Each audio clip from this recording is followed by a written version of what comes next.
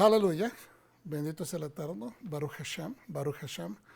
Bienvenidos todos a este Shabbat. Estamos gozosos de poder reunirnos y regocijarnos, estar en santidad, gozarnos y también pues aprender. Damos gracias al Eterno por todos los que pueden sintonizarse y conectarse a estas enseñanzas. Y también es importante que nos pongan un like, un dedito gordo para arriba y que nos hagan un comentario positivo, porque es importante. Ustedes saben que en esto de las avenidas sociales es importante que nosotros hagamos eso, porque es el apoyo, y que compartan las enseñanzas, porque es así como nos vamos todos nutriendo. No lo conocemos todos, no lo sabemos todos, pero hacemos el esfuerzo de aprender algo nuevo para traerlo y compartirlo con los hermanos. Somos un pueblo deseoso de mejorar, entender mejor la Torá de nuestro Padre Celestial y seguir los pasos de nuestro Mesías. Amén. Pastora, ¿me decía qué? Oh, sí, que yo siempre, nunca me introduzco. Soy el pastor Gabriel Galán de Raíces de la Fe, aquí en el DFW o Metroplex, Texas. Así es de que gozoso de estar con ustedes. Vamos a proceder con la parashá del día, que es Vayetze. Vayetze, y esto significa, y él salió, él se fue. Algunos dicen, ¿verdad? Él se levantó, pero la traducción más utilizada es, y él salió. Yo puse como subtítulo a esta enseñanza, errores y pruebas con cada salto de fe. Errores y pruebas con cada salto de fe.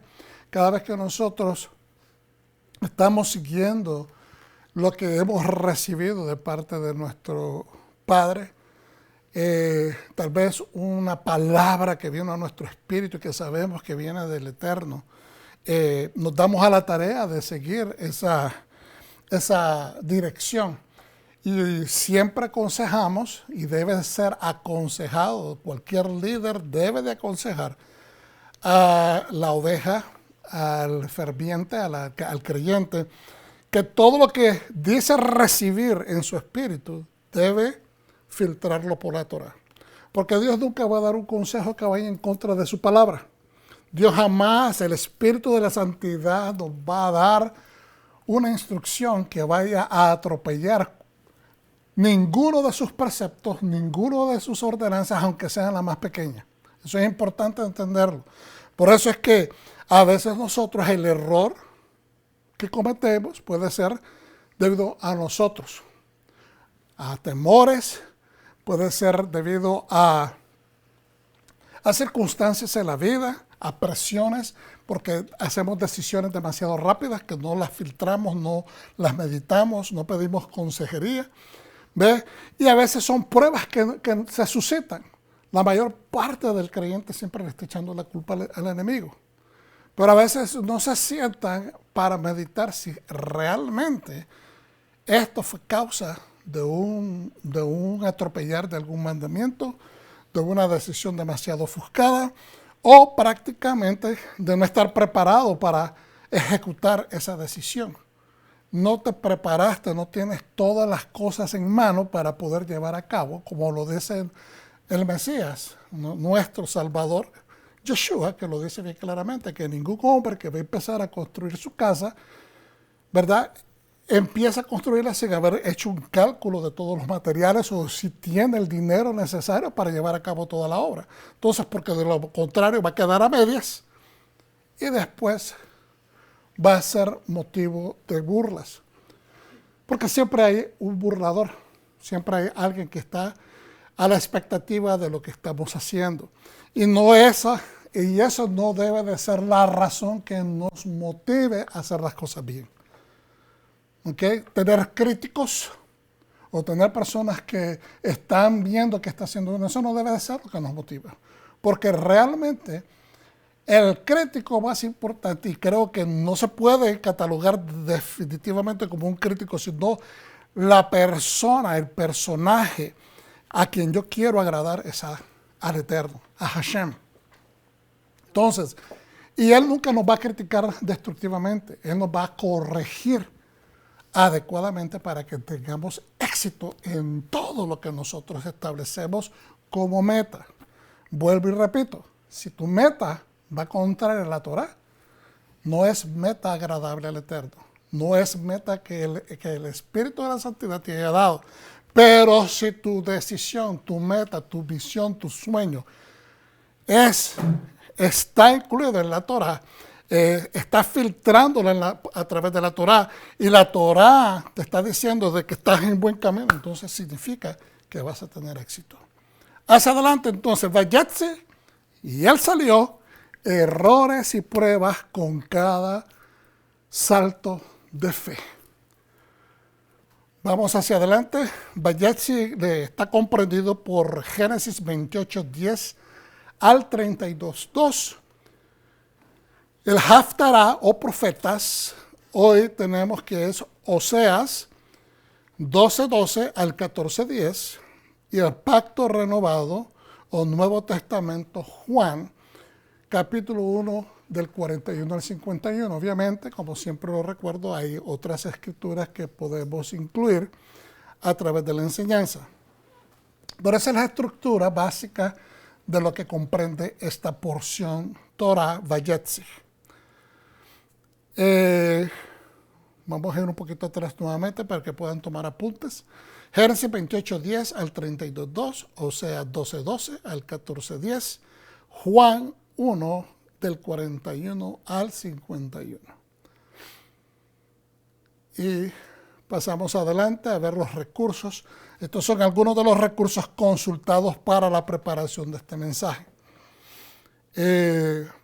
Alguien me preguntó que si yo leía todos estos libros antes de enseñar. No, obviamente no los leo todos completos antes de enseñar, sino que buscamos de acuerdo al enfoque de la enseñanza, de acuerdo a la porción, y se hace la investigación pertinente, ¿verdad?, dentro de los puntos que uno está tratando de presentar.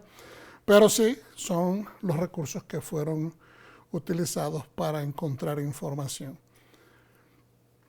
Vamos a hacer la oración dándole gracias al bendecido y santo Padre porque nos ha entregado su Torah. Berechu et Adonai Hameborah, Baruch Adonai Hameborah leolam vaed, Baruch ata Adonai Eloheinu melech haolam, asher baharbanu mikol ha'amim, ונתן לנו את תורתו, ברוך אתה אדוני נותן התורה. Bendito es Yahweh y bendito es Él. Bendito es Adonai y por siempre será. Bendito eres Yahweh, nuestro Elohim, Rey del universo, que nos escogió entre las naciones y nos instruyó con su Torah. Bendito es Adonai, dador de su Torah. Gracias, Padre, por los profetas y los escritos del nuevo pacto. Señor, te damos gracias por las palabras de Mesías. Gracias, Señor. Amén. Resumen de la paracha. Y siempre hago esta salvedad porque creo que es necesario. Las personas a veces dicen, bueno, esto como que es repetitivo. Bueno, todos los años estudiando el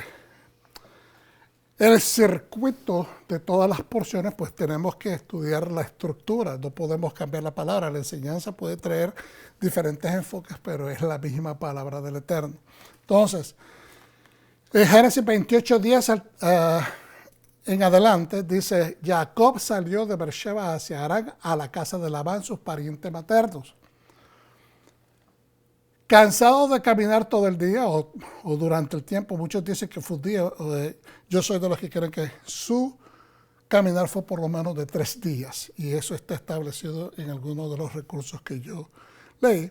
Pero cansado de caminar por días, Jacob decide descansar la noche sobre una colina, pone su cabeza en una piedra escogida para para almohada y sueña con una escalera que se extiende desde la tierra hasta el cielo. En su sueño visión, Jacob ve ángeles de Dios subiendo y bajando una sulam, una escalera. Jacob, admirado, pronuncia bendición sobre aquel lugar. Esta es casa de Elohim y puerta del cielo. Dios se introduce a Jacob en ese momento, ¿verdad? En este sueño o visión, con las mismas palabras que lo ha hecho con Abraham y Isaac, casi verbatim. De la misma manera, Hashem le reenfatiza la promesa que hizo Abraham sobre la descendencia de seres innumerables, que en su simiente todas las naciones de la tierra serán benditas y que no lo dejará desprotegido, terminando todo lo que Dios va a hacer con él y cumpliendo lo prometido a su abuelo Abraham. En la mañana siguiente, Jacob unge una piedra, o esa piedra, ¿verdad?, donde él descansó su cabeza, con aceite, y no para aquel lugar como Betel, haciendo voto: si Dios está conmigo, me protege, me provee y me regresa a la casa de mi padre, entonces Yahweh será mi Dios. Él está haciendo un voto, pero más que todo está haciendo una proclamación. Obviamente está la condición que si esto que me ha prometido, esto se da, me protege, me provee, me bendice, entonces Yahweh será mi Dios. Y pagaré diezmo. Y dejó Jacob aquella piedra levantada en memoria de ese voto. Entonces, es importante entender que a veces miramos cómo se atrevió, dicen algunos, Jacob a condicionar a Dios, poner condiciones al Eterno. Si nosotros recordamos, y vamos a leer la Escritura, pero recordemos esto, de que Jacob dice: aquí está Dios, y yo no lo sabía.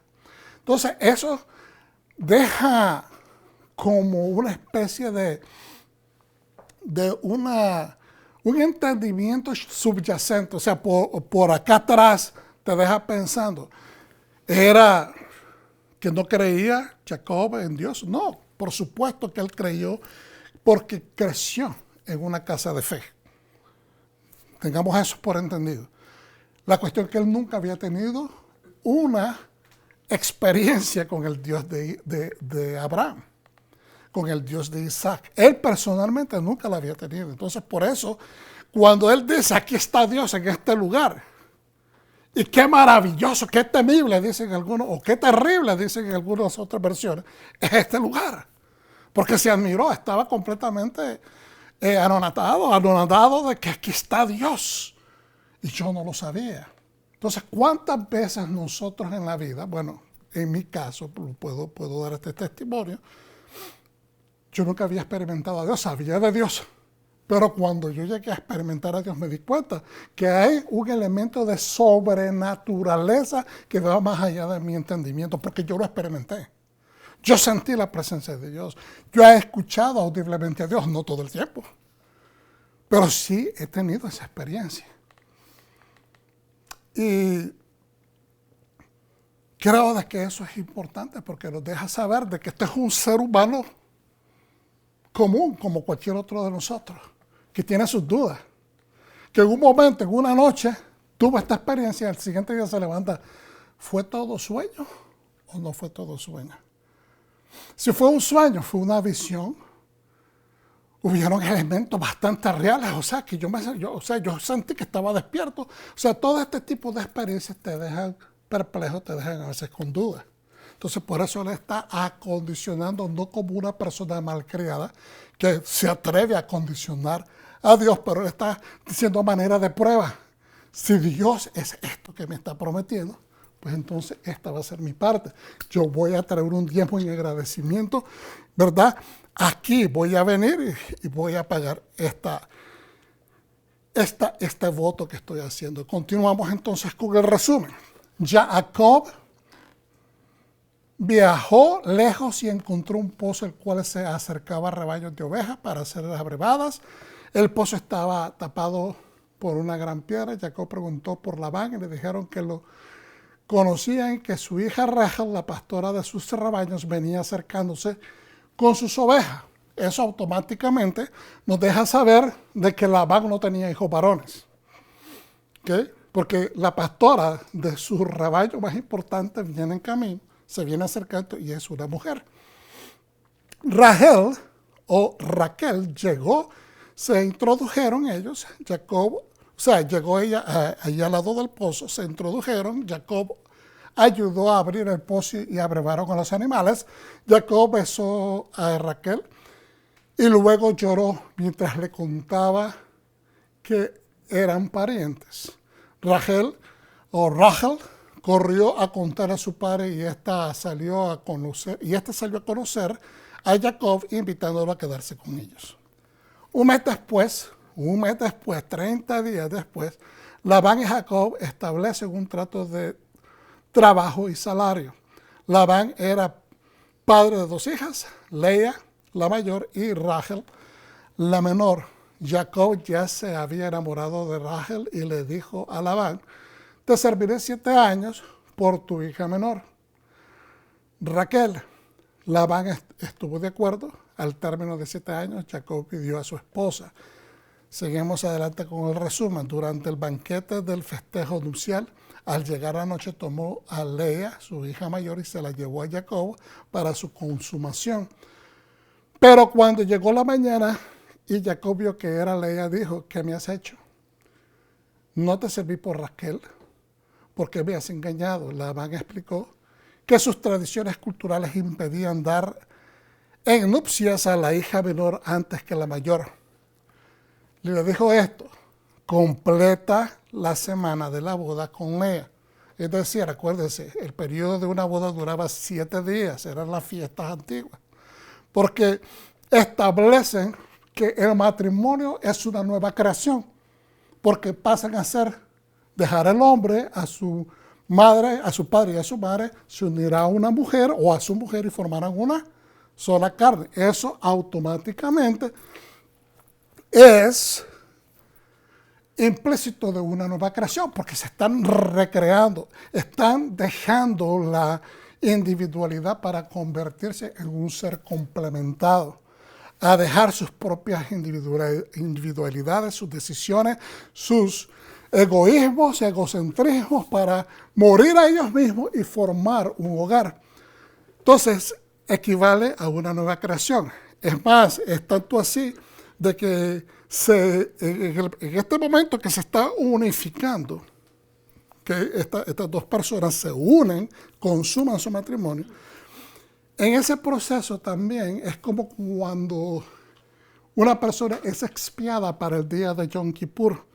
En la tradición judía se entiende que en ese momento el hombre y la mujer pueden arrepentirse por cualquier falta que tenían previamente, y entonces al confesarse, a presentarse al Eterno, hacer todo lo que es requisito dentro, ¿verdad?, de lo que es legalidad, estas personas reciben expiación automática, porque Dios, como regalo, podríamos decirlo, y creo no equivocarme, como una concesión real, una concesión divina, un regalo divino, Dios le otorga perdón a los seres humanos, hombre y mujer, porque están reanudando su vida. Entonces el matrimonio justifica el perdón, porque uno va a empezar a morir a uno mismo, se va a empezar a sacrificar para darle prioridad a la otra persona, porque de ahí es donde depende la felicidad. La felicidad depende de eso, no de que nosotros busquemos hacernos nosotros felices, satisfacernos a nosotros mismos. No hay chiste en eso, ya lo hacemos automático, porque somos egoístas, somos uno y tendemos a pensar en nosotros nada más. Pero cuando uno empieza a darse a la otra persona, tratar de hacer feliz, que la otra persona esté satisfecha, que esté contenta, que esté bien, estamos muriendo a nosotros mismos. Entonces ese es el concepto judío de que ¿cuál es el amor mayor? Dice Yeshua: aquel que está dispuesto a dar la vida por su hermano, a poner la vida por su hermano. Y no necesariamente es implícito de morir nada más, sino que también conlleva al hecho de sacrificarte por la otra persona. Dejar de comer, por decirlo de esa manera, porque la otra persona pueda comer. Entonces, Ese, ese, ese punto de nueva creación es tan importante porque nos deja ver que Dios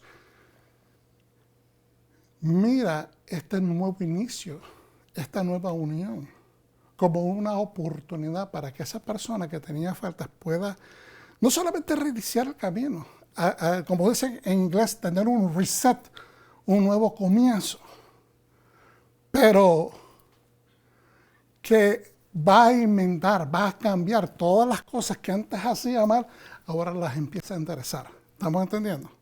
Ok. Es bien interesante para mí cuando estuve aprendiendo o leyendo sobre esto hace unos 3 años atrás.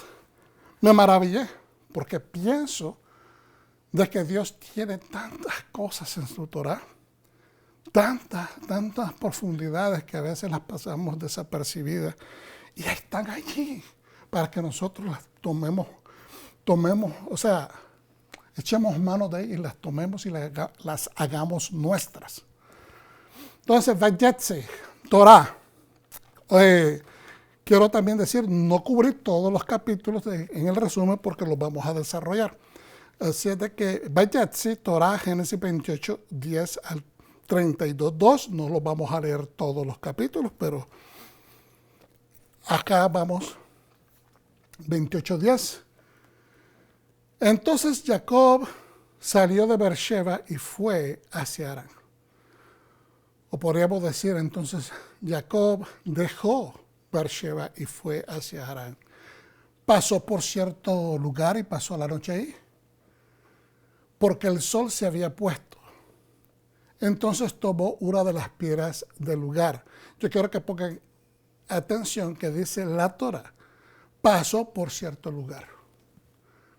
Cuando nosotros a veces miramos este tipo de escrituras en las Santas Escrituras, con nuestra mente del siglo XXI, tendemos a pensar, eso es como incompleto, eso es como que no se da suficiente información. Tenemos que entender que el escritor, o en este caso, el Eterno le está pasando la información a Moisés para que escriba en la Torah. Está siendo, obviamente, no se está dando esa información completa, porque el punto cuando te dicen pasó por cierto lugar, entonces automáticamente trae curiosidad. ¿Qué lugar es ese? Pero al decir por cierto lugar, es una fórmula de escritura antigua lo que te está tratando de llamar la atención. Te está atrayendo que ese cierto lugar es especial. Porque dice, por cierto lugar, ¿cuál es la razón de mencionarlo si no vas a dar suficiente información acerca de qué se trata? ¿Por qué? Porque lo que está tratando es captar tu atención. Pasó por cierto lugar y pasó la noche ahí. Porque el sol se había puesto, es decir, no podía ver dónde estaba. En cierto lugar se está refiriendo el escritor de que no podía ver, era oscuro, estaba oscuro. Entonces tomó una de las piedras del lugar. La puso junto a su cabeza y se acostó en ese lugar. Hay algunas versiones que dicen, entonces tomó piedras de ese lugar y puso una piedra bajo su cabeza y se acostó en ese lugar. Soñó, de repente había una escalera colocada en la tierra y su parte superior llegaba hasta los cielos. Y he aquí, ángeles de Dios subían y bajaban por ella. Sorprendentemente, Adonai estaba parado encima de ella y dijo, o sea, encima de la escalera, arriba en la parte superior de la escalera, yo soy Adonai, el Dios de tu padre Abraham y el Dios de Isaac. La tierra en la que estás acostado, la tierra en la cual estás acostado, te la daré a ti y a tu simiente. Entonces, aquí los sabios dicen, espérate, ¿cómo es eso que la tierra donde estás acostado, si tomamos las medidas de un ser humano, son verdad, podría haber sido un hombre de 6 pies, 1,75 m, algo así, creo que son 6 pies. A la larga me equivoco, en este momento no tengo esa medida, pero digamos, una persona de 6 pies, más o menos mi altura, y digamos, 6 por 6. Estás refiriéndote, Dios, que vas a entregarle a este hombre el lugar donde está acostado nada más, ese pedacito de tierra, ese pedacito. Obviamente no, está hablando en sentido figurado. Está hablando de que como obviamente nosotros entendemos, porque ya conocemos la historia, que está en Moriah, que está en Betel, lo que él en este momento bautiza como Betel, después de esta experiencia, pues es el centro, es el ojo, es el corazón de toda la tierra santa de Israel. De la tierra prometida, porque en ese momento no se llamaba Israel todavía, obviamente se llamaba Canaán, pero es la tierra que Dios le prometió a su padre Abraham, a su abuelo Abraham. Entonces, tu simiente será, vuelvo al 13, perdón, sorprendentemente Adonai estaba parado encima de él y dijo, yo soy Adonai, el Dios de tu padre Abraham, en este caso implica tu abuelo Abraham y el Dios de Isaac.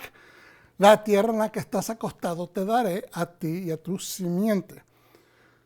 Tu simiente será como el polvo de la tierra y brotarás al occidente, al oriente, al norte y al sur. Y en ti serán benditas todas las naciones de la tierra y en tu simiente. He aquí, yo estoy contigo y te cuidaré donde quiera que vayas y te traeré de regreso a esta tierra porque no te abandonaré hasta que haya cumplido lo que te prometí. Jacob se despertó de su sueño y dijo, sin duda Adonai está en este lugar y yo no lo sabía.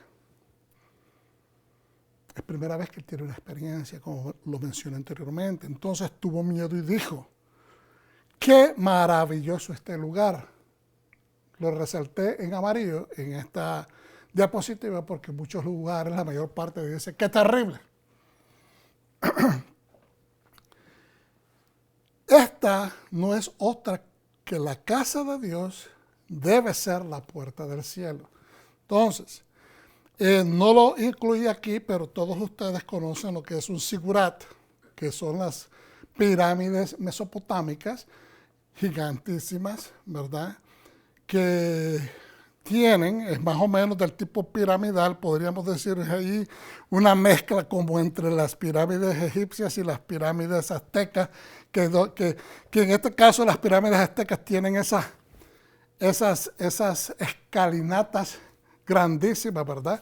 De 100 y pico, 200 gradas, y así más o menos es lo que está viendo él, porque él no conocía otro tipo de escalinatas y en la antigüedad estos edificios eran utilizados como templos para sus dioses. Entonces, en el concepto antiguo, no estoy diciendo que Jacob era un idólatra, no estamos diciendo eso, pero los dibujos, los conceptos se trataban, ¿verdad?, en cuestiones de educación, y se enseñaba. ¿Verdad? Entonces lo que él está teniendo es un sueño, una visión basada en lo que él, en su cosmovisión, en su interpretación del mundo en ese momento. Que yo sé que normalmente nosotros hemos visto miles de fotografías y de trabajos de arte donde miramos la escalera para arriba, inclusive aquí incluyo algunos ejemplos, ¿verdad? En las diapositivas, pero lo que él estaba viendo, dicen los sabios, o alguno de los escritores comentaristas, es que lo que él estaba viendo era una escalinata o una escalera basada en un zigurat. Ok, seguimos hacia adelante. 18, se levantó Jacob de mañana y tomando la piedra que había puesto de cabecera, él escogió dentro de varias piedras, escogió una, la que puso de cabecera, la alzó por señal y derramó aceite encima de ella, la ungió. Y aquel lugar le puso por nombre Betel, casa de Dios. Aunque Luz, o Luz, como muchos la traducen, era el nombre anterior de la ciudad, y ese nombre ya lo hemos estudiado muchas veces, significa almendra. Al día, allí hizo voto Jacob diciendo, si va Dios conmigo y me guarda en este viaje en que estoy, y me da pan para comer, provisión, y vestido para vestir, y si vuelvo en paz a casa de mi padre, protección, ya Jehová será mi Dios, y esta piedra que he puesto por señal será casa de Dios, y de todo lo que me des, el diezmo pagaré para ti. Eso es un voto bien serio. Es un voto muy importante y es algo que tenemos que tomar muy en cuenta porque dice la Escritura, ¿verdad?, que todo lo que hagamos de voto, que no tardemos en pagar nuestros votos al Eterno. ¿Okay? Especialmente si conscientemente los hacemos. A veces uno hace promesas rápidas que no debería de ser así, porque uno ni las apunta y después se olvidan. Entonces vamos a hacer un poquito de explicación, que voy a tratar de ser breve. Acuérdense de que el tema es Vayetzi, él salió. Salió como cuando todos nosotros salimos a hacer una tarea. Salimos de casa y llevamos una misión que cumplir, mandados que hacer. Entonces, él salió y en el proceso pues, tenemos percances, errores y pruebas con cada salto de fe.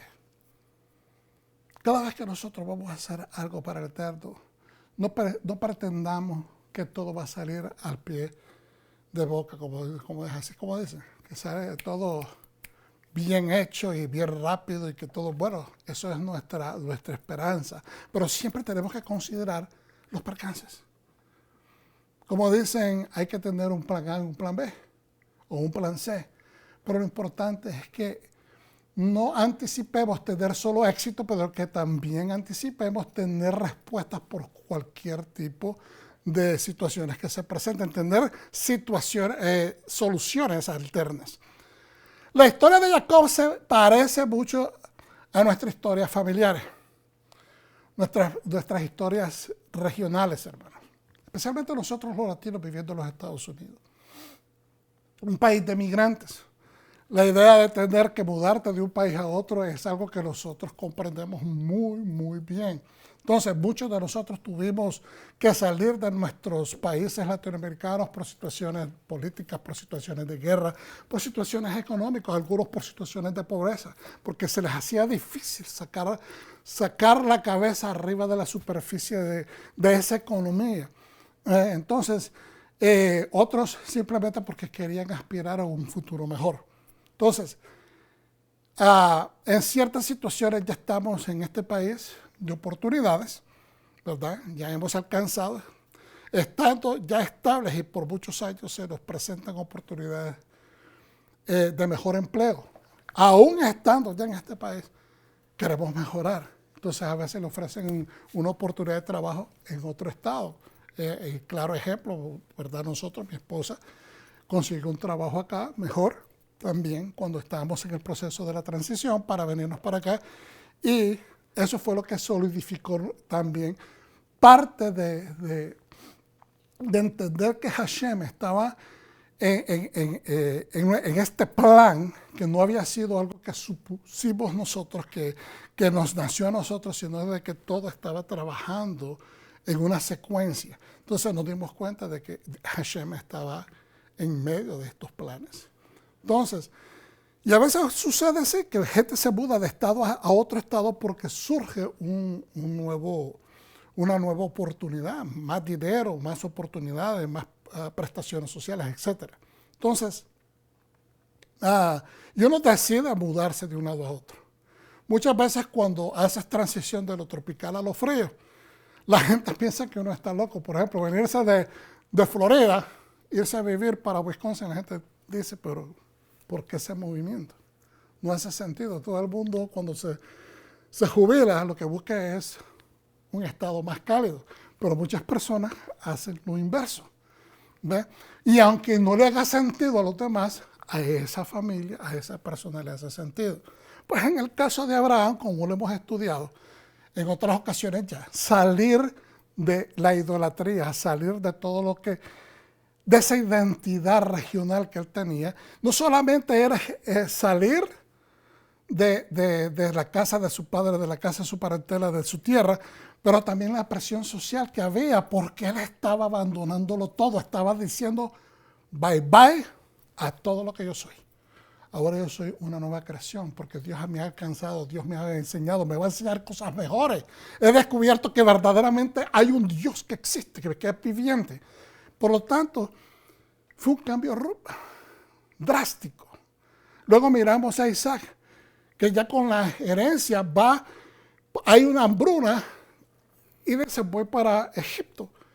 Y de repente Dios lo para en el camino y le dice, yo soy el Dios de tu padre Abraham. Y nuevamente le confirma que la transferencia de esa primogenitura o ese patriarcado realmente es real, le pertenece a él y que Dios lo va a bendecir en medio de la hambruna, en medio de lo árido, en medio de lo caliente, en medio de la falta. Ahí Dios hace que él sea bendecido hasta el punto que lo hace más grande que todos los reyes que tenían tiempo de estar establecidos.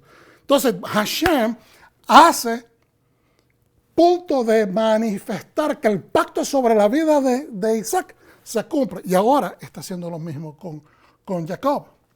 ¿Por qué? Jacob sale, como ya entendimos, de la presencia de la casa de su padre, porque está huyendo de su hermano. Lo quiere matar porque le ha robado, dice su hermano, la primogenitura. Entonces, él está saliendo por presión. ¿Estamos entendiendo? Él está saliendo bajo una presión grande. Su vida está en peligro. Pero aún así, está saliendo para descubrirse a sí mismo. Así como Abraham se descubrió en el proceso de ir de Ur de los Caldeos a Harán y después de Harán bajar a Canaán, se descubrió qué es lo que había dentro de él, qué era lo que él era capaz de hacer y más bien, qué era lo que Dios iba a hacer a través de él. Entonces, todos ellos han pasado el mismo proceso. Todos nosotros tenemos que pasar este proceso necesario de descubrir, uno, quiénes somos. Lo que hay dentro de nosotros es que nosotros no hemos sido capaces de desenvolver porque no nos hemos puesto a la brecha del camino, porque no hemos creído que, o nadie nos ha dicho, ¿sabes qué? Puedes hacer esto. Pero Dios de repente se te presenta a la vida y te dice, yo quiero que hagas esto. Entonces es el que te empuja y te obliga, en ese término de obligación no forzada, pero te motiva bajo que le creas a él que puedas alcanzar esa nueva misión, esa visión. Entonces te vas descubriendo. Y cada paso que das vas descubriendo que tu fe va siendo, no solamente superándote en niveles, pero que Dios te está respaldando. Pero no se puede dar a menos que nosotros tomemos el paso. Entonces, aunque sea bajo presión, que Jacob está saliendo de tierra de Canaán, lo está haciendo porque se atrevió a dar un paso de fe. Se atrevió a creer la profecía que estaba sobre su vida, que seguramente su madre se la dijo, toda la vida se la había mencionado, tú eres el verdadero heredero, tú eres el que va a heredar la heredad, tú eres porque Dios lo dijo, Él lo dijo, no yo. Entonces ella también estuvo dispuesta de poner al muchacho en una situación bastante difícil, ¿ok? Que fue mentirle al padre. Ella tomó la responsabilidad, pero al mismo tiempo él dio el paso de fe. Pero en dar ese paso de fe, creer que la herencia le pertenecía a él, cometió errores. El error, ¿cuál fue? Mentirle a su padre. Tal vez no debió haber sido así. Tal vez esto debió haber sido una plática entre esposo y esposa, marido y mujer. ¿Sabes qué? Tú sabes que yo te dije que Dios, Hashem, habló directamente a mi vida. Me dijo de que el menor iba a ser el señor del mayor. Y no poner al muchacho a través de la dificultad de tener que mentirle a su padre. Porque el problema con mentirle al padre es que está rompiendo uno de los mandamientos más claros y que se conocía, ¿verdad? Honrar a tus padres desde la antigüedad. Dios no ha cambiado. Entonces, pero él, lo que es aplaudible es el hecho que él creyó en la promesa de Dios. La manera como él alcanzó la bendición es cuestionable, porque para empezar no lo pensó él. Es más, él puso los frenos y dijo, pero mi papá si me descubre, me voy a quedar sin nada, y además deshonrado porque estoy deshonrando a mi padre. Y la madre dijo, no, yo voy a tomar esa responsabilidad. Entonces, el punto aquí es, creyó que estuvo dispuesto a hacer algo que no debió haber sido, pero creyó. Entonces él estaba peleando, estaba contendiendo por la fe, estaba contendiendo por su herencia, estaba contendiendo por el pacto, estaba contendiendo por la primogenitura sobre su vida. Y a veces la gente no quiere hacer nada, no quiere mover ni un dedo para mejorar su situación. Entonces sí es cuestionable, no es aconsejable decirle a un hijo, rompe la confianza de tu padre. No es aconsejable. Pero aparentemente no tuvo esta mujer otra alternativa que hacer que su hijo tomara un salto de fe, aunque dentro de contrariedades, y él lo hizo. Entonces ahora ese error le trajo consecuencias. Le iba a traer consecuencias de toda manera, porque el hermano no le iba a gustar que lo hiciera de esa manera, no le iba a gustar que lo hiciera rectamente, no le iba a gustar que lo hiciera legítimamente de todas maneras, porque él se había adueñado desde un principio, el padre le tomó afecto a él y lo estaba preparando para que él fuera, pero aunque el padre lo quiso preparar, nunca estuvo apto para el trabajo. Nunca fue la mejor opción para la posición, porque era irresponsable. Entonces, también él desacataba las tradiciones de los padres para comenzar, casándose afuera de la voluntad del Señor, del Eterno. Entonces, volviendo a la diapositiva, no importa la circunstancia, si es por presiones externas, persecuciones, clima, vejez, jubilación o vacaciones, en el caso de Parashat Vayetzi, que es lo que estamos estudiando hoy, el hecho de irte, salir de tu confort, de esa área de tu confort, implica un cambio radical. Y ese cambio radical, ¿cómo decimos? Ese vacío, ese vértigo que nos trae en el estómago de no saber lo que va a pasar, es lo que neutraliza a la mayor parte de los seres humanos. De no hacer algo por cambiar la situación. De dejar de desprenderte, de despegarte, de arrancarte de la normalidad, de lo que estamos acostumbrados, de lo que podemos hacer, lo que conocemos. Es un reto grande. Y él no se iba a empezar a conocer a sí mismo. No se iba a empezar a investigar a sí mismo, ver lo que estaba dentro, a menos que fuese a través de este camino. No le quedó otra opción. A Dios también lo tuvo que sacar. Porque yo creo de que la hashkajá, la supervisión de Dios está acá. Muchas cosas pudieron haber sucedido, hermanos. Muchas cosas hubieran sucedido durante toda esta vida, hasta este momento que él llega a ser un adulto y le toca ahora tomar la batuta. Pero no pasó. No se daba. Entonces a veces Dios tiene que mandar una situación de persecución, una situación adversa, una situación que nos ponga contra la pared para que reaccionemos. Y no tiene que ser así, pero a veces a Dios no le queda otra opción, porque si Él tiene planes con tu vida, Dios los va a llevar a cabo. No importa si querramos, perdón, como dicen en inglés, you are failing to launch. No estás despegando. No puedes despegar, estás anclado, entonces Dios tiene que usar una fuerza externa para provocarte. Vamos hacia adelante. Bendito sea el Eterno. Estamos aprendiendo algo. Un aplauso para el Eterno, entonces, aleluya. Gracias.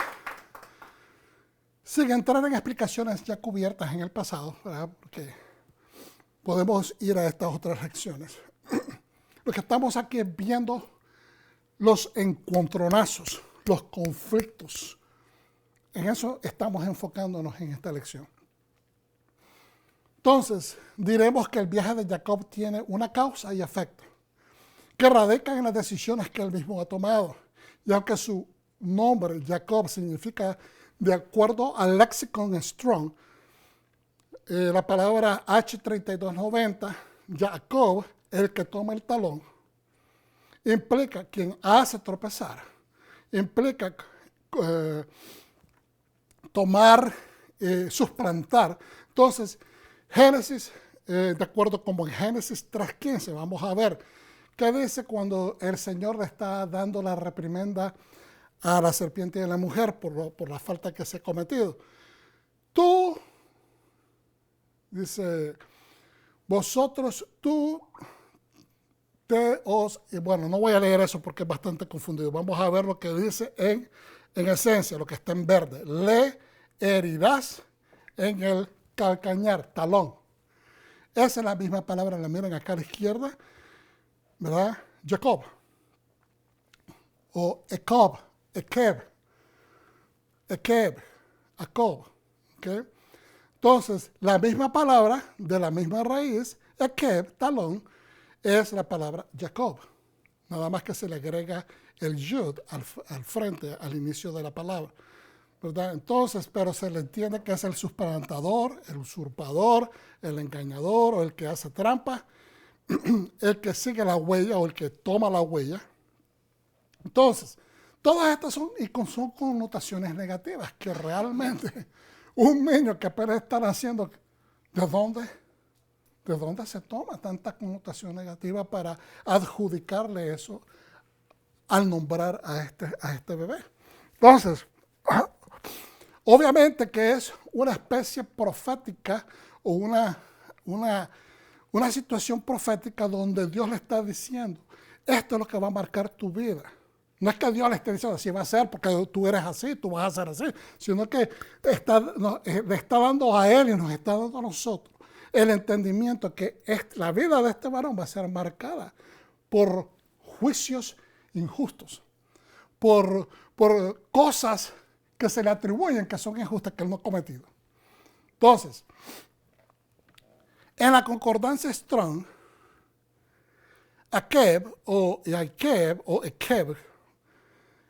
dice que es talón, huella, parte trasera. Palabra original, Ekeb. Parte del discurso es un sustantivo masculino, ese es un nombre también. Transliteración, se puede decir Ekeb o Akeb. Ortografía fonética se pone como Akab. Y origen de la palabra es un origen o raíz no establecido, no se sabe realmente de qué idioma es original, de una palabra no muy utilizada. Y están en diferentes utilizaciones. En la parte de abajo de esta diapositiva usted mira de qué forma es usada.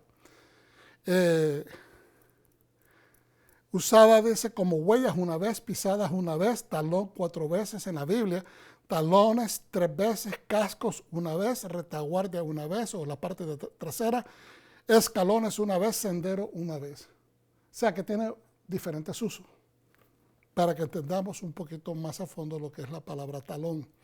Entonces, continuamos. La historia de Jacob comienza en conflictos desde su principio.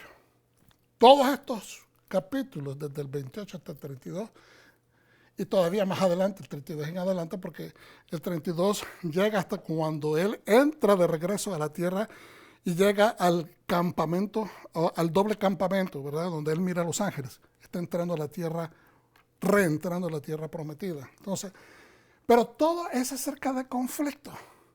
Caos desde el vientre de su madre. Están peleando los dos bebés.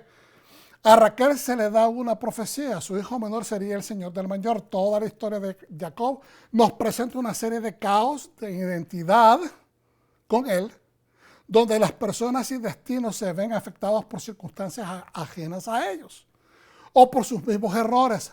A Jacob su propio nombre desde niño distorsionó su propósito profético, ¿verdad? Desde ese momento. Muchas veces también vemos que ellos como niños no tuvieron culpa de haber sido creados de la manera que fueron creados. Los padres poniendo preferencia, el padre en el Esab, la madre en Jacob, porque ella conocía la verdad. Entonces, había una polarización de visión. No estaban unidos, cada uno estaba jalando con uno de los muchachos. Y eso también mantiene el hogar dividido. No vemos ese trasfondo, pero entendamos que son seres humanos, no importa el tiempo, no importa la cultura. Obviamente la mujer era más callada en la antigüedad, se tenía que someter a lo que decía el varón, pero el punto es de que tenemos que entender que tuvieron que haber discusiones acerca de este asunto. Entonces, muchas veces referido como el tramposo o quien hace tropezar, se ha usado o se ha descrito a Jacob, como se ha descrito a Jacob, cuando todo lo hecho fue rescatar, todo lo que él hizo fue rescatar lo que verdaderamente le era derecho.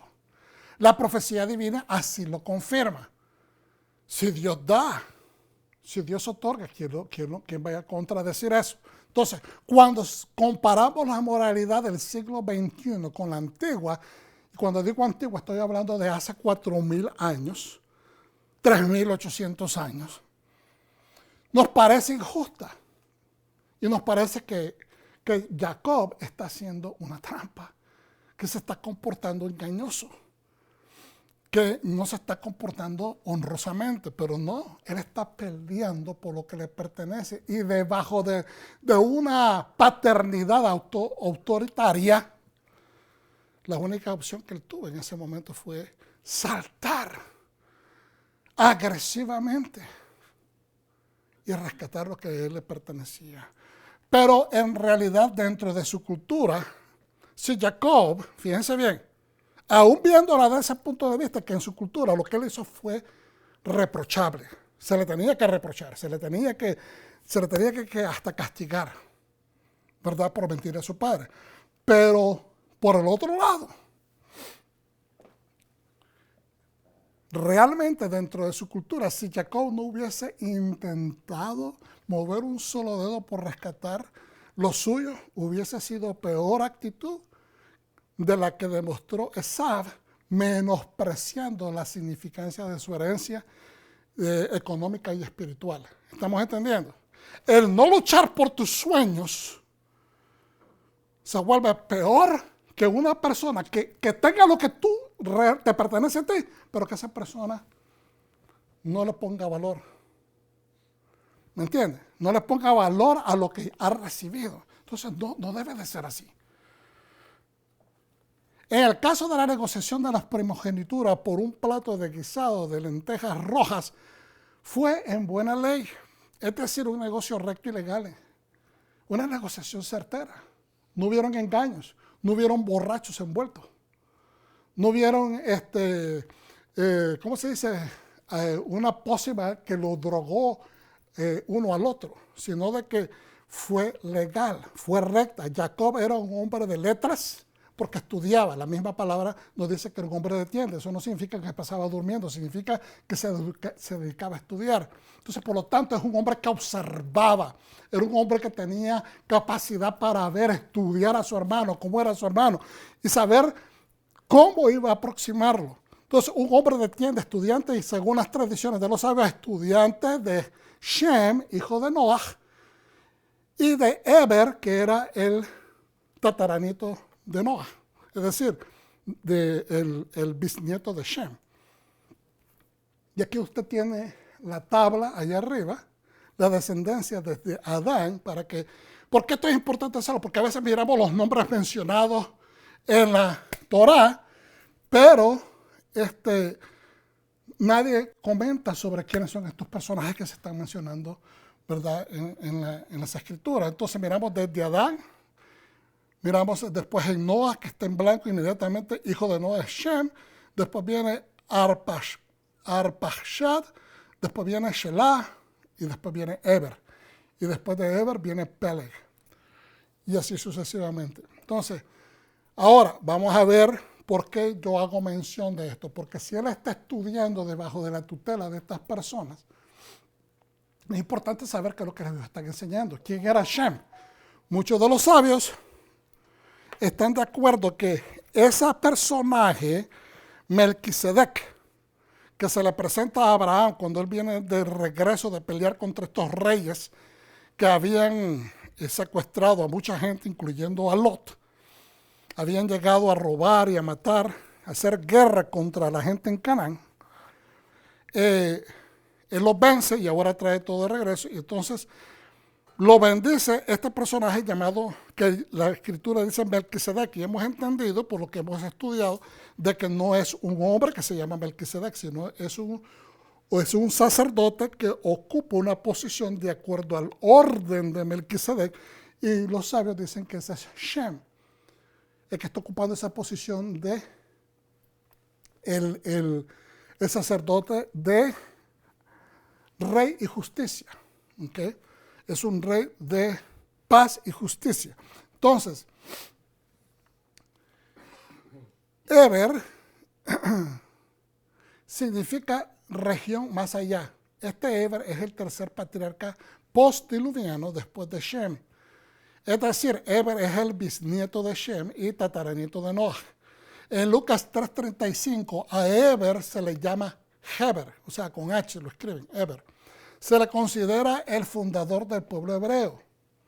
Una de las razones que también recientemente estudiamos, ¿verdad?, la concesión que hizo Abraham al comprar la cueva de Macpela, y que a ese lugar vino a ser que se llamaba Criat Arba, o ciudad de cuatro, o lugar de cuatro, que después se le puso Eber, porque la palabra Eber significa amigo.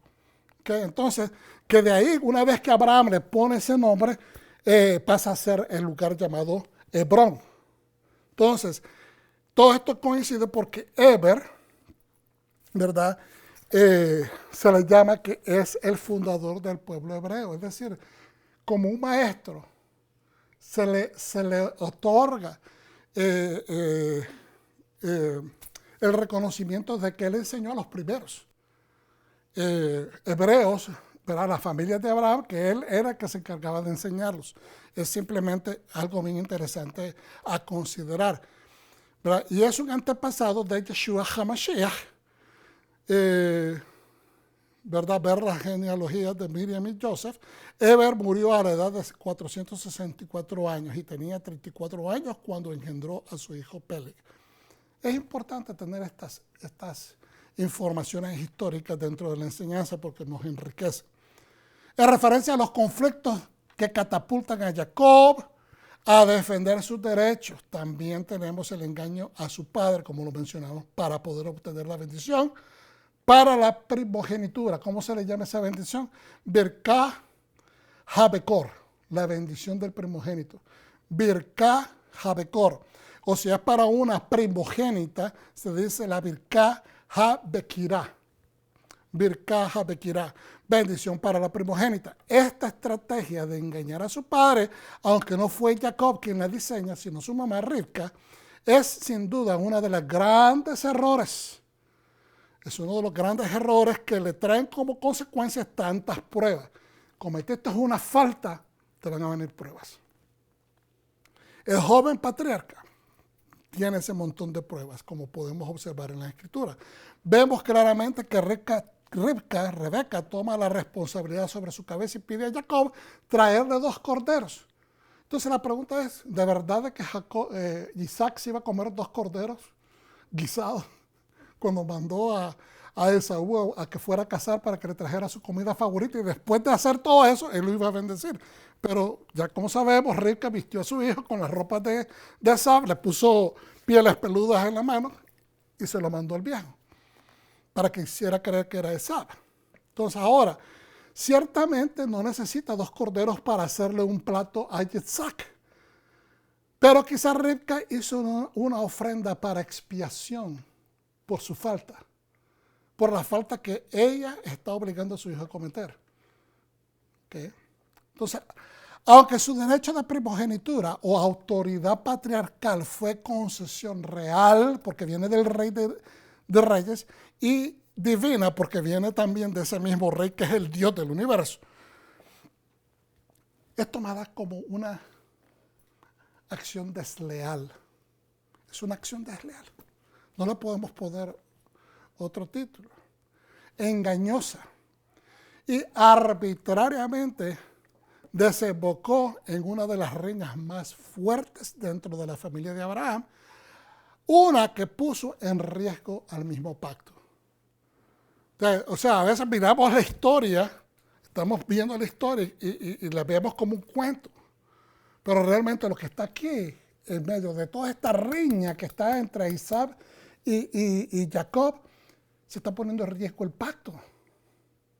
Porque si la primogenitura la toma Esab, imagínense qué tipo de nación iba a surgir de Esab, mezclada ya cuando Dios dijo que quería una pureza, una estirpe pura que viniera de la semilla de Abraham.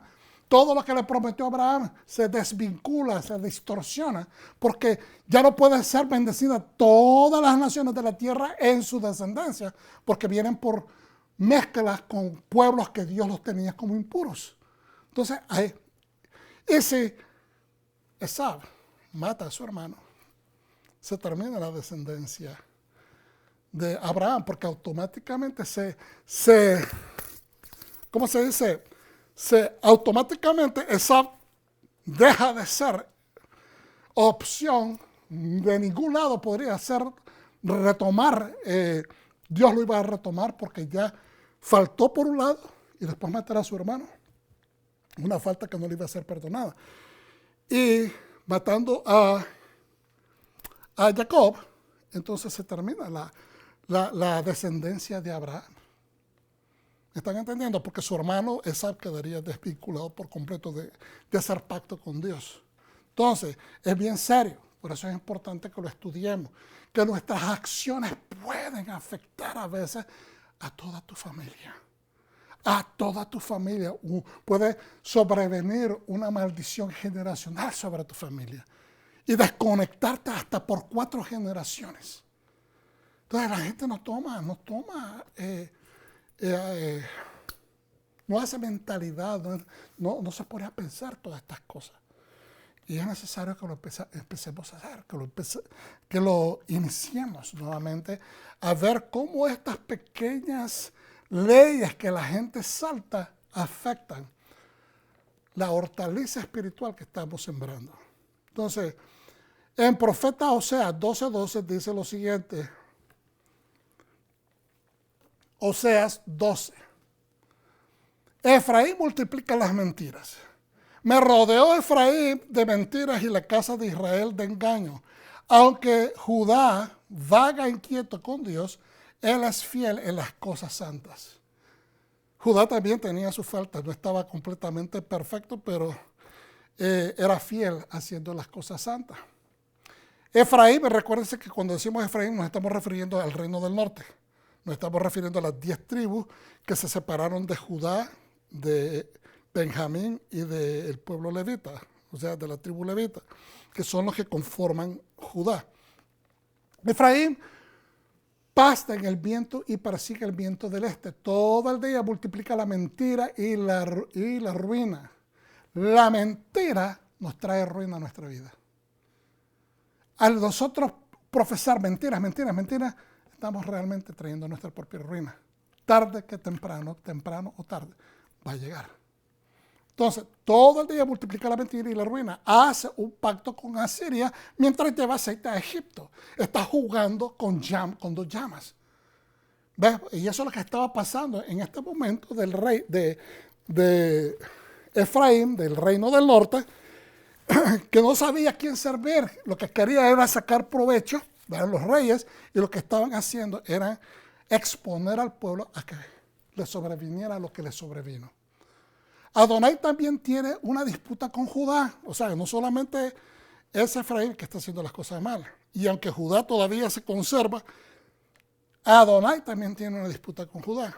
Castigará a Jacob por sus caminos, pagándole por sus obras. En el vientre agarró el calcañar de su hermano, y en su vigor luchó con Dios. Peleó con su hermano por la primogenitura y también peleó con el ángel de Dios.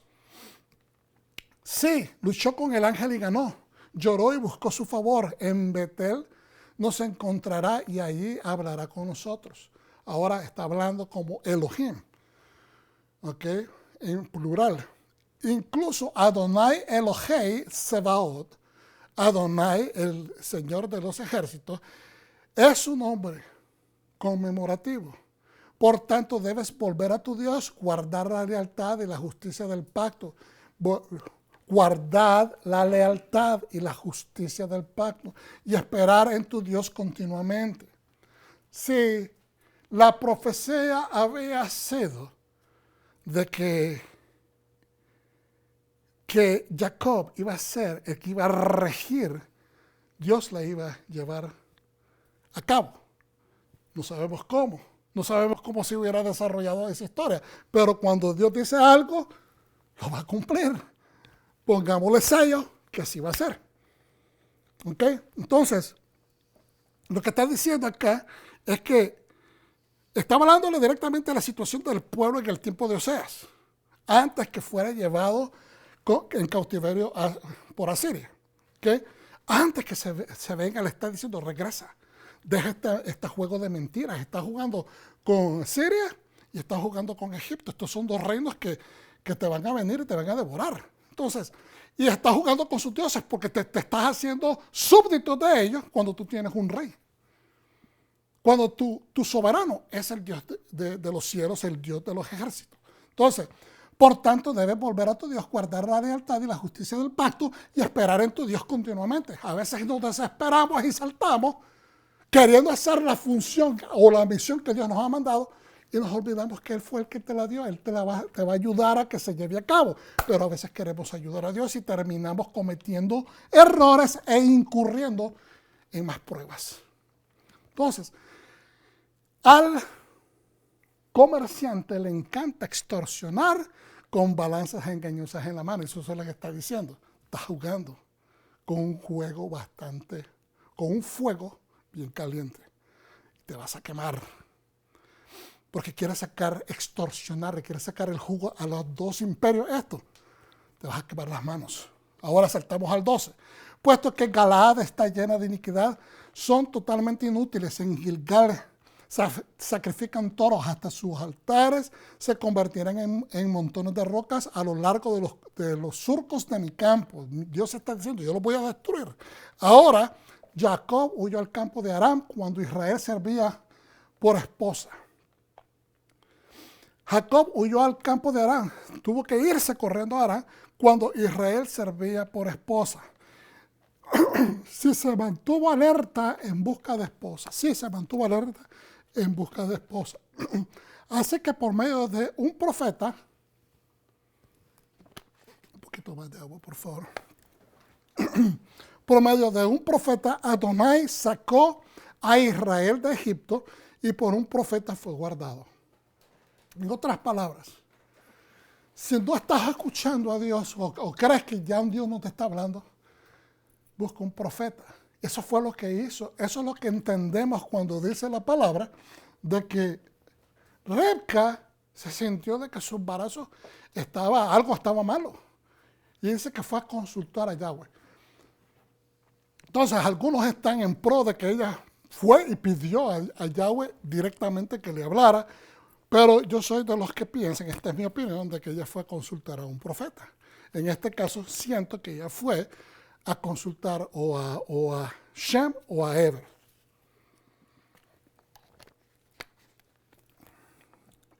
Gracias nuevamente por el agua.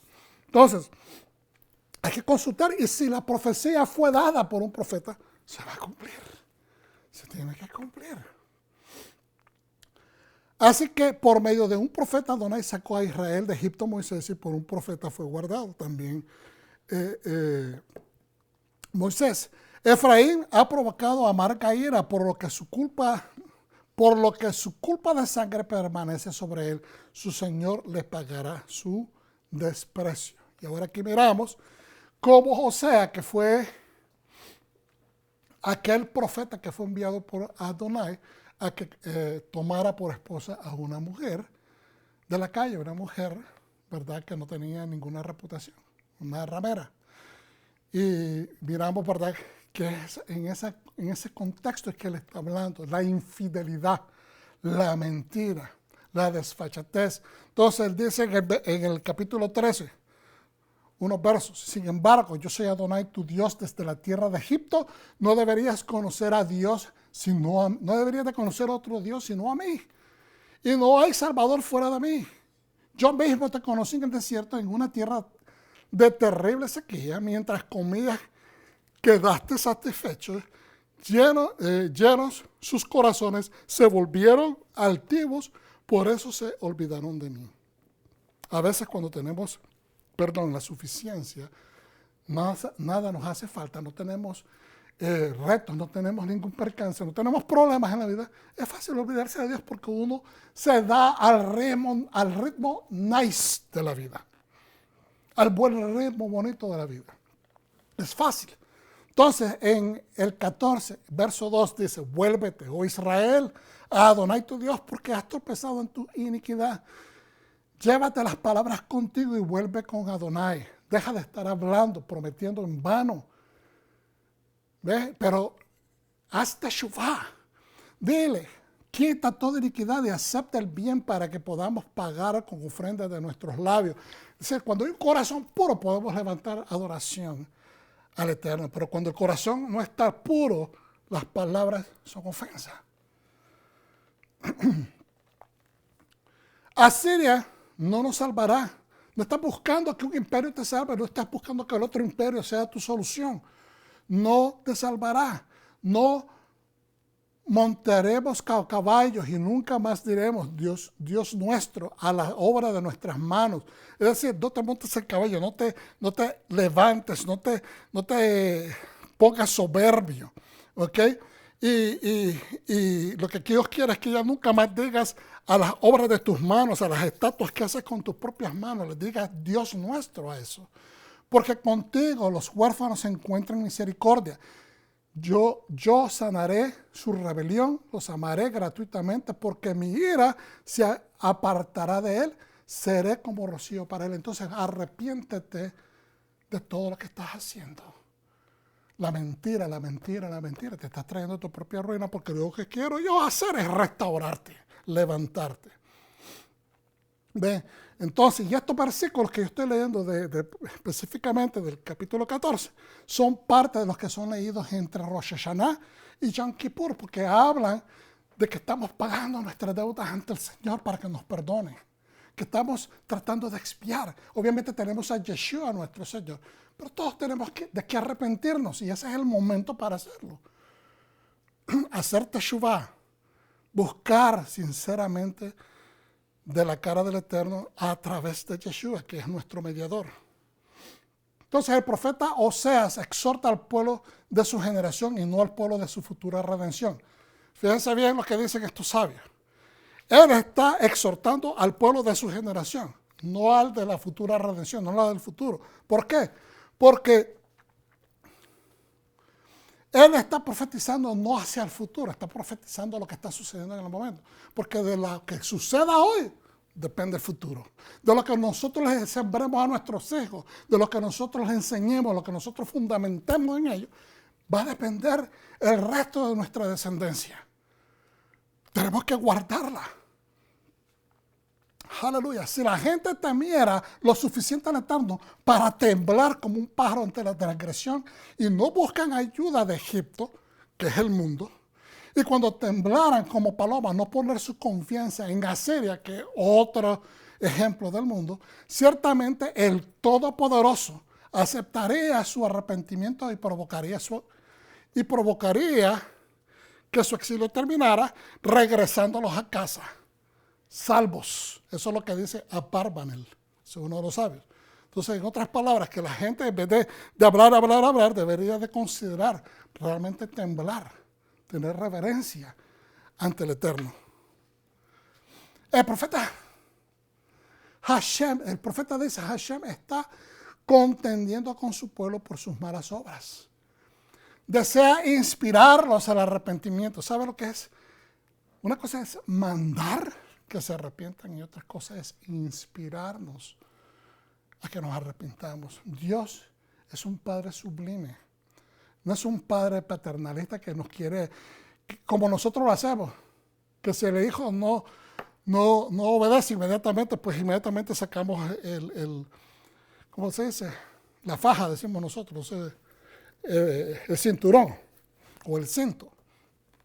¿Ve? Entonces, pero Él quiere inspirarnos a que nos arrepintamos, que busquemos su rostro. Entonces, desea inspirarnos al arrepentimiento y establece una distinción entre el reino pecaminoso de Israel, que es el reino del norte, las 10 tribus, en ese momento que están en una completa idolatría, y el pueblo de Judá, el reino del sur, quienes se mantienen leales a Hashem.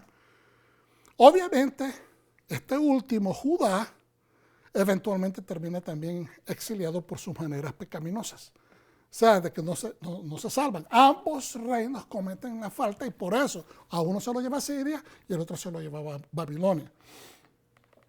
Cuando Jeroboam introdujo la idolatría, a causa de la ruptura del reino, Judá hizo esfuerzos por mantenerse puro. En el momento que el reino del norte es destruido y exiliado por Asiria, Hezequías era el rey de Judá y levantó un renacimiento por la Torá. Él trató de rescatar.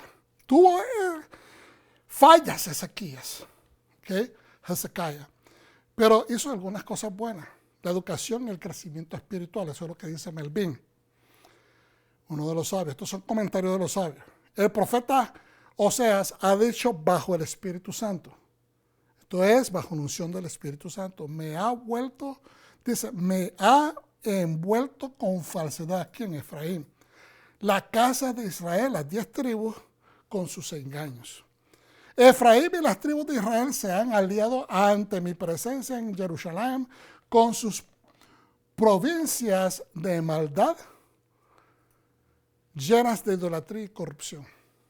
Entonces, Dios está completamente hastiado de la idolatría y está llamando al pueblo a arrepentimiento. Este comentario lo hace Rashi y lo hace Radak también.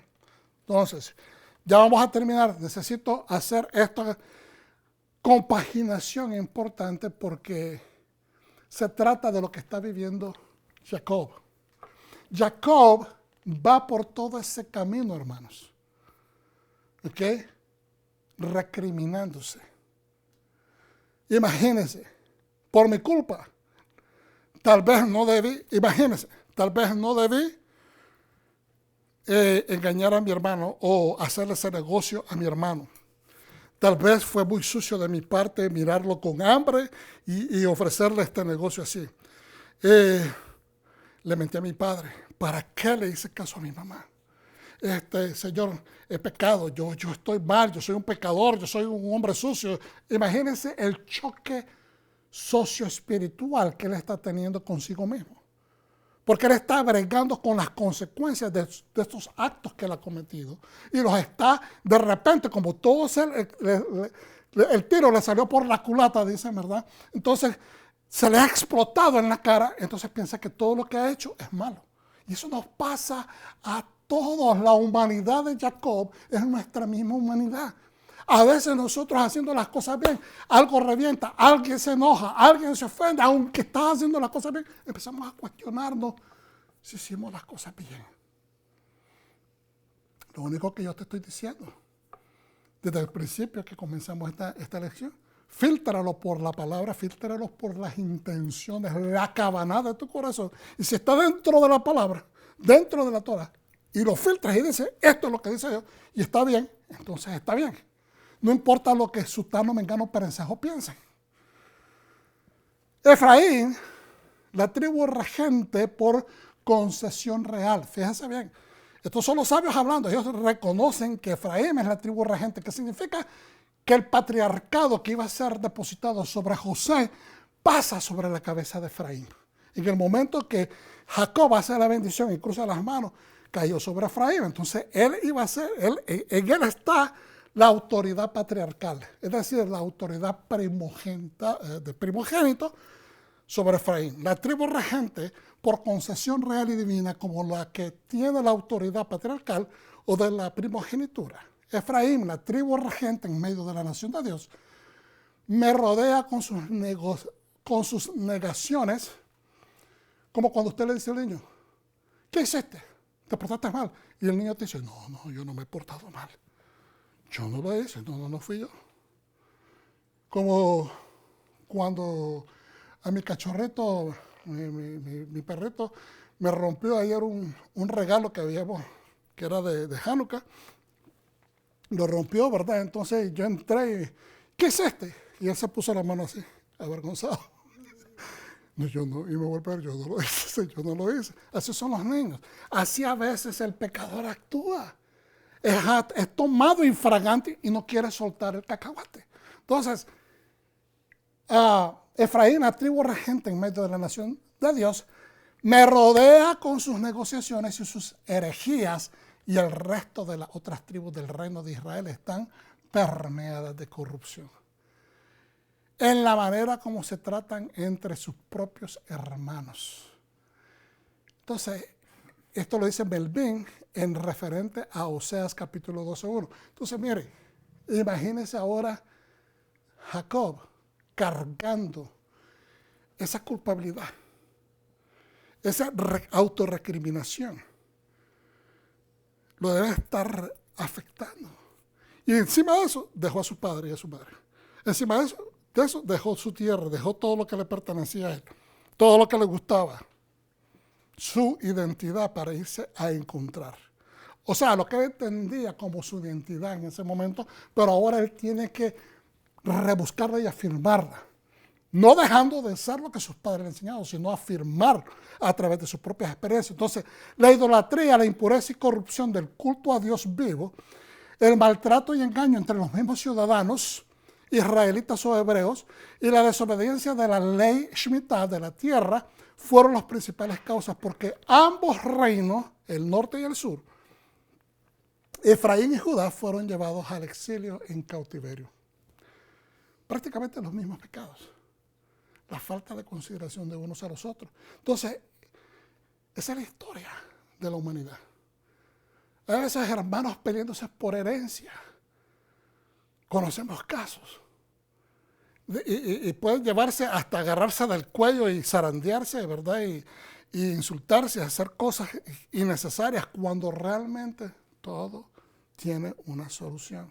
¿Sí? La confianza no se pierde y no dejamos de que nuestra mente juegue juegos de injusticia. Entonces podemos permitir que Dios entre y con sanidad de corazón solucionemos las cosas. Es importante hacer eso. La idolatría es infidelidad y la mentira o engaño es deslealtad. A ver si podemos entender esto. La idolatría es infidelidad. Es decir, es como estar casado e irse con una persona que no es tu pareja. Y la mentira es engaño, es decir, es deslealtad. Ser desleal, es decir, no estás honrando. Ambas cosas son bastante recíprocas, pero no necesariamente tienen 100% el mismo significado. Joseas es mandado por Hashem a tomar a una mujer impura, a una ramera como esposa para darle una lección al pueblo. Él quiere demostrar, porque muchos del pueblo van a protestar por qué el profeta está haciendo eso cuando es un profeta de Dios. Entonces el profeta ahora les puede decir, así ustedes se están comportando. Hashem me mandó a hacer esto porque los quería embarrárselos en la cara, que ustedes se están comportando con infidelidad y con deslealtad.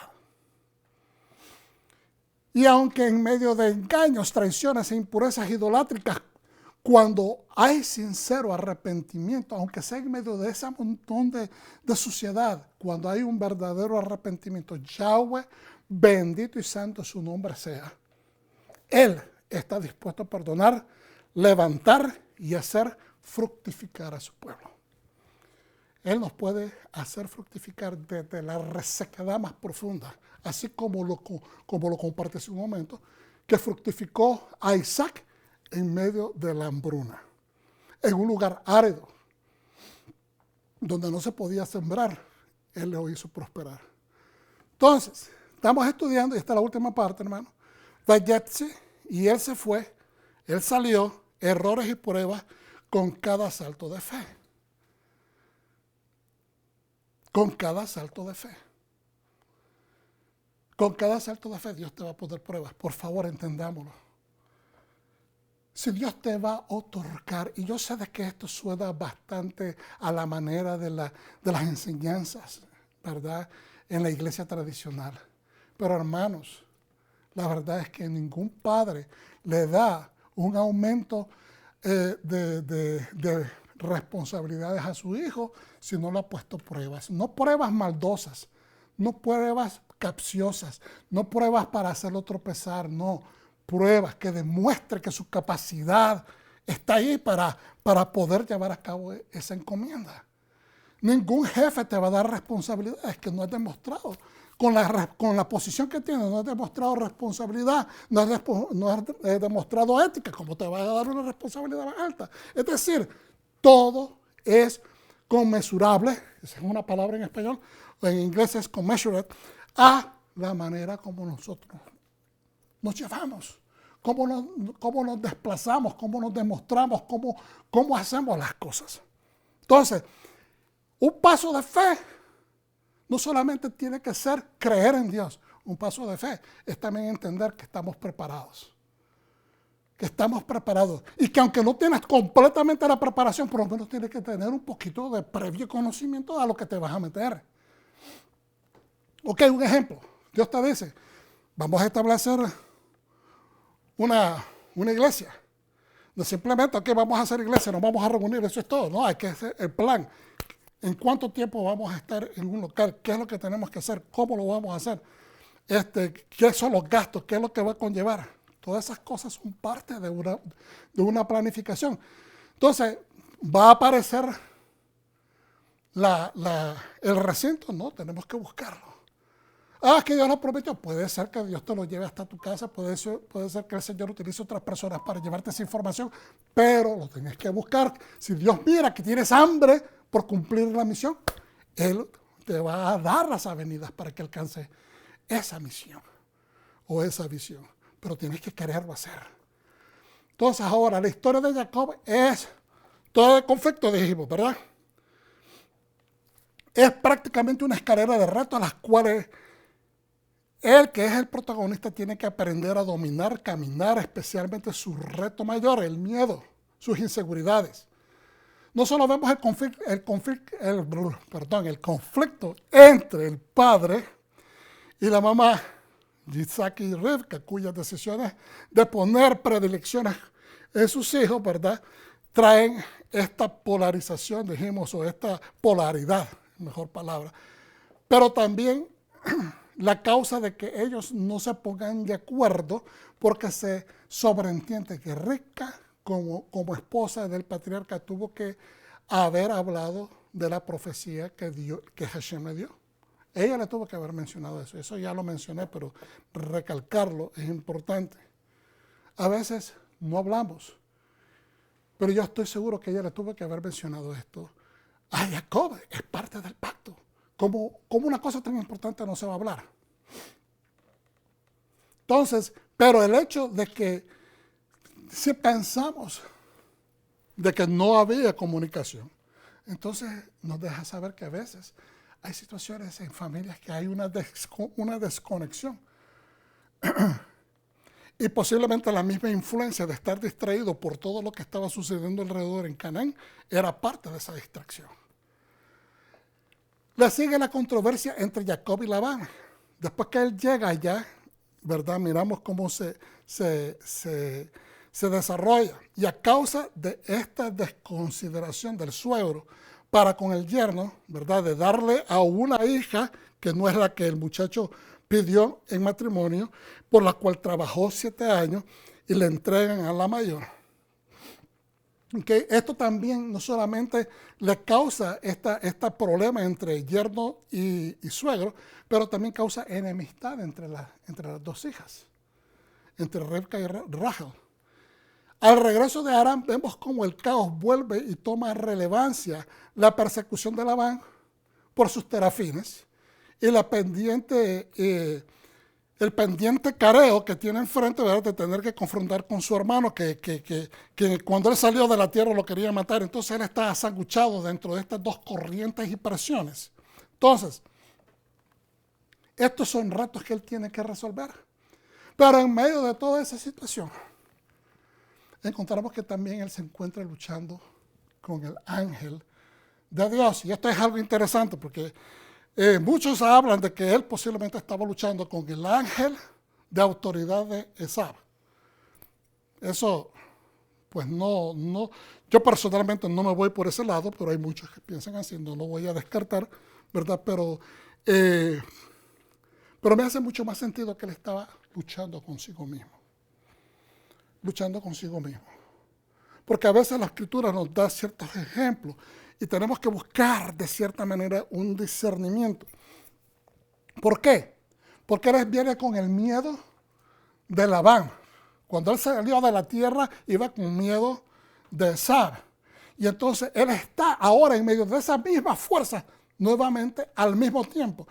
Primeramente tuvo que confrontar a Esab y correr por Esab, pero una vez que llegó a Aram, todavía no había problema, pero una vez 7 años han pasado, Labán le juega sucio y ahora crea este conflicto. Después le hace pagar 7 años, después le baja el salario 10 veces, lo maltrata a sus hijas, no las reconoce como las debería reconocer, no les dio a él el lote, ¿verdad? Como él no dio lote porque no traía nada, Jacob para entregarles por las hijas, pues obviamente él se aprovechó. De ahí es donde surge por qué es que tiene que pagar. Pero Jacob debió haber ofrecido trabajarle a él, pero pedirle la mano de su hija en una situación diferente. Pero él ofreció automáticamente trabajar por ella. ¿Por qué? Porque él no traía lote, no traía dinero que ofrecerle. Más que el hecho que él seguramente le contó que ahora él tenía la primogenitura o el derecho patriarcal. Entonces, por eso es que Labán se empeña de meterle a la hija mayor, porque dice, bueno, si Esaú era el que se iba a casar con Lea, porque así eran los pactos familiares, ¿verdad?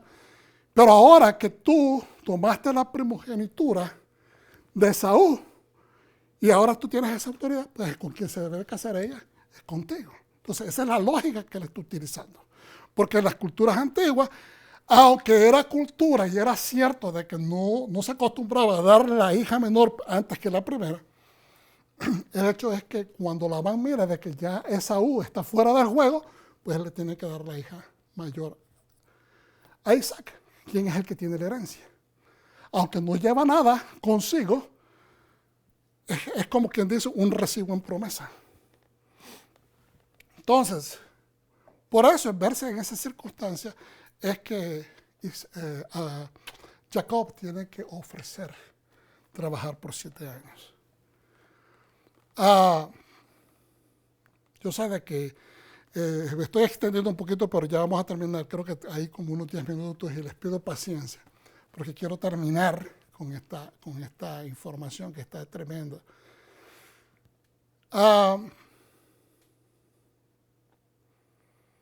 Entonces, vuelvo y repito, no solo vemos el conflicto entre los padres de familia, pero ahora vemos la situación entre Jacob y Isaac. Después surge la situación entre Rachel y Lea, ¿verdad? Y entonces, al regreso de Aram, vemos cómo el caos vuelve y toma relevancia. La persecución de Labán por sus terafines y el pendiente careo con su hermano, Esab. El otro reto es que dijimos, está peleando con el ángel. Pero él puede estar primeramente peleando, está temeroso, tiene miedo. ¿Qué es lo que voy a hacer con Labán? ¿Qué es lo que voy a hacer con mi hermano? Entonces él está y de repente se manifiesta este ángel para confortarlo. Y él insiste en que debe de ser bendecido y que no lo va a dejar. Obviamente, de que hay una lucha doble, una lucha de vencer su miedo y una lucha porque ahora quiere ser bendecido. Y está en su derecho. Lo que pasa es que él está exigiendo la bendición porque está bajo una, no podríamos decir catarsis, porque se está moviendo, pero está completamente abrumado. Está embebido en temor, en miedo. Entonces, la mayor parte de la historia de Isaac tiene que ver con el conflicto entre Jacob y Esab. Altercando, ¿verdad? Altercado que amenazó el plan divino porque fue muy serio y pudo llegar al asesinato y a la extinción de la familia de Abraham. En adición, provocó la salida de Jacob de la tierra prometida por los próximos 20 años, lo cual presentaba la posibilidad que la familia de Abraham fuese influenciada a regresar a Mesopotamia.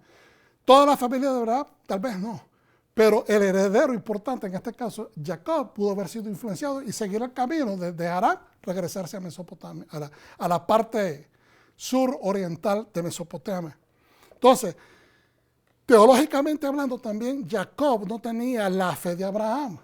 Obviamente lo estamos viendo que que no es el mismo hombre decidido. No. Abraham, cuando decidió obedecer a Dios, tenía 52 años. Posiblemente aquí estamos hablando de un Jacob que tiene unos 30 y tantos. Entonces, él no tenía la misma la fe la fe fuerte de su abuelo. Este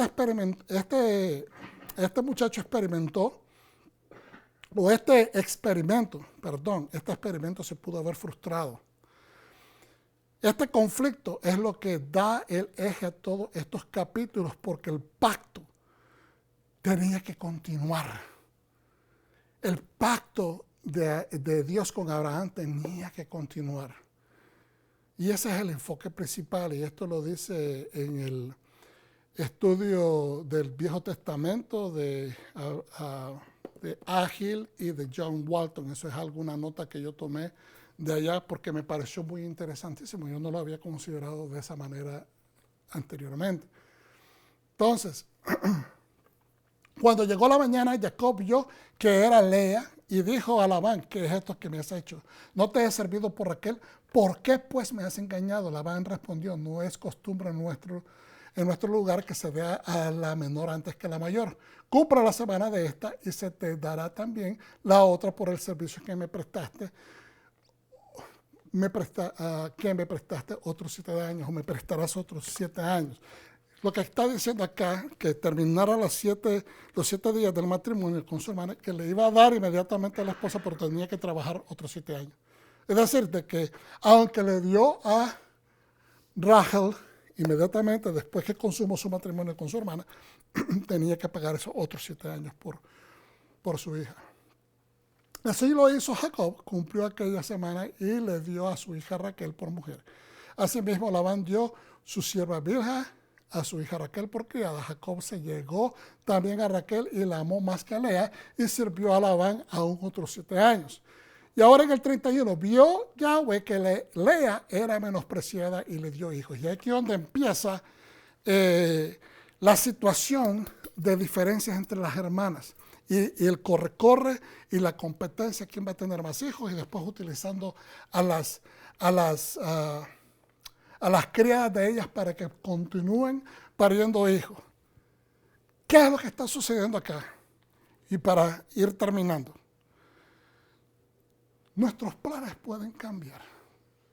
El plan de Jacob era quedarse en Canaán. Él nunca anticipó que esto iba a suceder. Después corrió, llegó, pidió casarse. Su plan era casarse con Rachel, le dieron a Lea, pero después le dieron a Rachel, después las esposas le dieron a las empleadas como concubinas, y él no planeó nada de eso. Se fue suscitando de acuerdo al tiempo. ¿Qué es lo que está pasando? Hubieron 12 hijos, más una hija, 13, en total, que surgió de esta relación. Posiblemente nuestros planes no salgan todo el tiempo. Dios no permita que nadie vaya a terminar con más esposas de lo necesario, se necesita solamente una. Pero el punto es que en el caso de Jacob, Dios extrajo de sus lomos, y a través de estas mujeres, a las 12 tribus de Israel prácticamente. Y eso es lo importante, de que dentro del contexto cultural donde ellos están viviendo, 4,000 años atrás, esto era lo necesario, quizás no era lo planeado, no era lo que él vio hacia el futuro, pero es lo que Dios hace. ¿Ok? Y vamos a ir, como dice en Isaías 55, 8, 9. Porque mis pensamientos no son vuestros pensamientos, ni vuestros caminos, ni mis caminos, dice, ni vuestros caminos, mis caminos, dijo Yahweh. Como son más altos los cielos que la tierra, así son mis caminos, más altos que vuestros caminos, y mis pensamientos más que vuestros pensamientos. Entonces, la pregunta que nos hacemos, ¿crees que Dios es quien determina quién es fructífero o quién es estéril? Muchas personas tienen dudas que Dios tenga autoridad de determinar esas cosas. Fíjense bien, Él creó al ser humano completo y dijo, fructifíquense. Pero en el caso de Raquel, ella fue estéril hasta el momento que ella suplicó a su esposo que orara por ella. Rogaron y Dios le abrió la matriz a ella. Quizás Dios les pudo haber abierto la matriz antes, pero quizás Dios quería enseñarle algo. Le quería enseñar algo a Jacob. Tal vez quería enseñarle algo a Raquel. Quería también enseñar a las otras hermanas. Dios estaba trabajando a diferentes niveles porque Él es así. Planeamos cosas, pero Dios es el que tiene la última palabra. Planeamos cosas, pero Él es el que determina. Él es el que tiene la hashkajá, la supervisión. Si algo está prometido en tu vida de parte de Hashem, Él lo va a llevar a cabo. Entonces, continuamos hacia adelante. Para terminar, miren lo que dice en Juan 1. Cuando Yeshua empieza a escoger a todos sus discípulos. Miren lo que dice. Vamos a saltar al verso 47, Juan 1, verso 47. Ya ha escogido a muchos de sus discípulos y dice, en Nazaret respondió Natanael, ¿puede salir algo bueno de allí, de Nazaret? Felipe le dijo, ven y mira. Yeshua vio a Natanael que venía hacia él y dijo, mira, un verdadero israelita, no hay nada falso en él. Natanael le dijo, ¿cómo me conoces? Okay, él está escogiendo a todos sus discípulos, ya los escogió y ahora llega uno de ellos y le dice al pariente, ¿verdad? Dice Natanael, ¿acaso de Nazaret puede salir algo bueno? En otras palabras, ¿será este el Mesías que tú estás diciendo? Y entonces Felipe le dijo, no, ven y mira, yo no te voy a convencer, ven y mira por tus propios ojos. Entonces, cuando él va a ver a Yeshua, desde antes que se viene acercando, le dicen, mira, un verdadero israelita, no hay nada falso en él. ¿Qué es lo que estamos hablando? De no ser falsos, de no ser desleales, de no ser mentirosos, de no ser desconectados y procurar la mentira, porque lo que estás trayendo es tu propia destrucción. Entonces le dice a Natanael, ¿cómo me conoces? Yeshua respondió, antes que Felipe te llamara, cuando estabas debajo de la higuera, estabas estudiando, estabas comiendo, yo te vi. Rabí, respondió Natanael, tú eres Ben Elohim, el Hijo de Dios. Tú eres el Rey de Israel. Porque te dije que te vi debajo de la higuera, ¿crees? Yeshua le respondió, verás cosas más grandes que eso. Y él le dijo, en verdad os digo, que veréis el cielo abierto y los ángeles de Dios subiendo y bajando sobre el Hijo del Hombre. La escalera que miramos con Jacob en Moriah está estableciendo que el Mesías es, digamos, tipológicamente esa escalera, que es el que nos va a conectar directamente con el Padre. Entonces, nosotros tenemos que hacer el esfuerzo para vivir con verdad y no crear caos, no crear cosas porque queremos ayudar a Dios. Tenemos que esperar el tiempo, pedir y esperar. Dios va a hacer. Dios va a hacer. ¿Lo crees, pueblo de Dios? Amén. Shalom. Gracias, Padre.